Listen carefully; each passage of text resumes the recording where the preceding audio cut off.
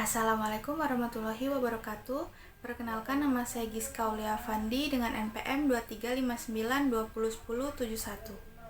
Pada video kali ini saya akan menjelaskan hasil tugas 2 pada mata kuliah Machine Learning dengan topik Fitur Engineering dan Normalisasi Data.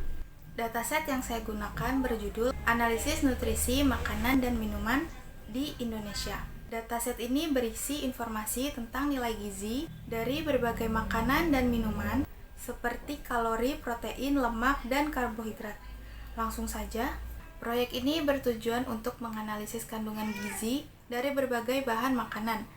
Dataset berisi informasi tentang kalori, protein, lemak, dan karbohidrat dari tiap bahan.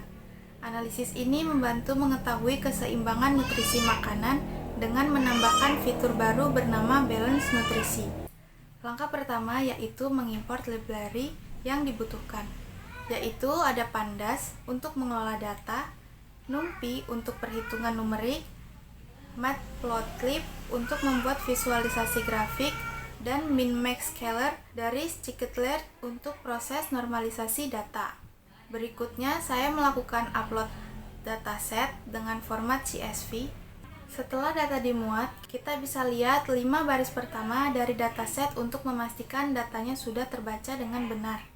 Dari hasilnya terlihat bahwa dataset ini memiliki beberapa kolom, yaitu kalori, protein, fat, karbohidrat, dan NEM, yang menggambarkan kandungan gizi dari masing-masing makanan. Langkah selanjutnya adalah memeriksa struktur data dan memastikan tidak ada nilai kosong. Dari hasil pengecekan terlihat bahwa seluruh kolom memiliki nilai lengkap. Jadi, dataset ini siap digunakan tanpa perlu proses pembersihan tambahan. Selanjutnya, saya menampilkan heatmap untuk melihat hubungan atau korelasi antara fitur nutrisi. Warna pada heatmap menunjukkan seberapa kuat hubungan antara fitur numerik. Warna biru tua menunjukkan korelasi positif yang kuat. Artinya, ketika satu fitur meningkat, fitur lain juga cenderung meningkat.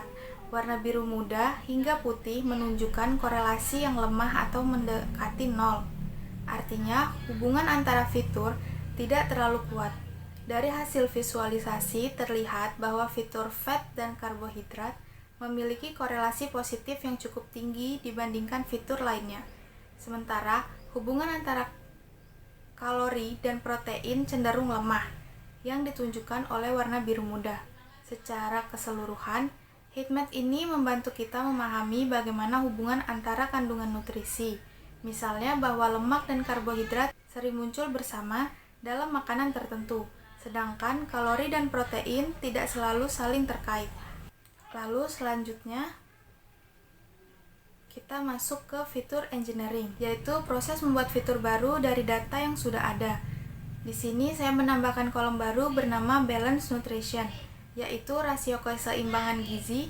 Rumusnya adalah protein plus karbohidrat dibagi lemak plus 1. Penambahan angka 1 digunakan untuk menghindari pembagian 0. Fitur ini bisa membantu model machine learning mengenali mana makanan yang lebih seimbang gizinya. Lalu langkah selanjutnya adalah proses normalisasi data menggunakan metode min-max scaling. Normalisasi dilakukan agar semua fitur berada pada skala yang sama, yaitu antara 0 dan 1. Hal ini penting supaya algoritma seperti KNN, SVM, atau Neural Network bisa bekerja lebih stabil dan akurat, karena tidak ada fitur yang mendominasi akibat perbedaan skala ini. Hasilnya terlihat bahwa kolom-kolom seperti kalori, protein, lemak, dan karbohidrat semuanya sudah berubah menjadi nilai antara 0 dan 1. Langkah selanjutnya visualisasi sebelum dan sesudah normalisasi. Grafik pertama adalah grafik batang yang menampilkan perbandingan kalori antar makanan. Dari grafik ini kita bisa melihat mana jenis makanan yang memiliki kandungan kalori paling tinggi dan paling rendah.